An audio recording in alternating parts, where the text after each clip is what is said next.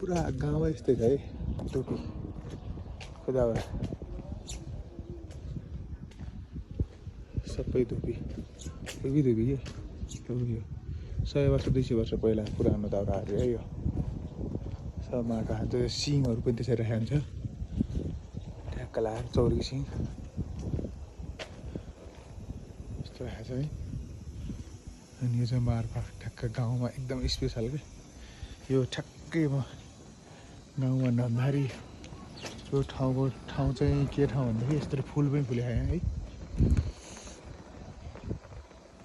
धुपीको एकदम बास्ना आउँछ चौरीको यस्तो यो खाल पनि हुन्छ यस्तो है हिँड्ने बाटो यस्तो छ है ट्याक्क लाएर सबै यस्तो छ यो गाउँ स्याङ गाउँ भन्ने हुन्छ स्याङ गाउँ भन्ने भन्छ यसलाई ठ्याक्कै यो मुस्ताङ सरी चोमसोम नपुग्दै एयरपोर्ट नपुग्दैखेरि अहिले वरपट्टिबाट मास्लोपट्टि लाइन ठाउँमा हो है स्याङ गाउँ भनेर देखिन्छ तर यस्तो छ पुरै गाउँ छ यस्तो गाउँ छ चाहिँ गाउँमा गाडीभित्र मोटरसाइकलहरू आउँछ यहाँ चाहिँ बाटो यस्तो छ है सबै अनि यस्तो चाहिँ ढोका चाहिँ नि के बस्दोहरू नछिरो के सिधै हावाले हान्दैन भने हाफ ढोका फुल ढोका दुईवटा ढोका हुँदो रहेछ यस्तो छ अहिले पनि हावा सिरिरिरिरि चलिरहेको छ यहाँ है हावा एकदम चलिरहेको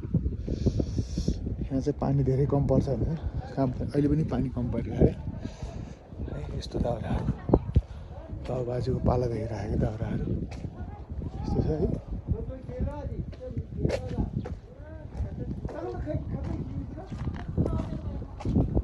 यस्तो छ यहाँ हेर्नु माथि पुरै डाँडो हो है यतापट्टि पहाडीपट्टि यता समाधि पनि राखेको छ पहाडीपट्टि एउटा गाउँ पनि छ त्यहाँ पारिपट्टि माथि चाहिँ हरियो पनि छ उता पारि चाहिँ छैन फेरि यहाँबाट माथि गएपछि उता गएपछि मुक्तिनाथ जाने बाटो पनि छ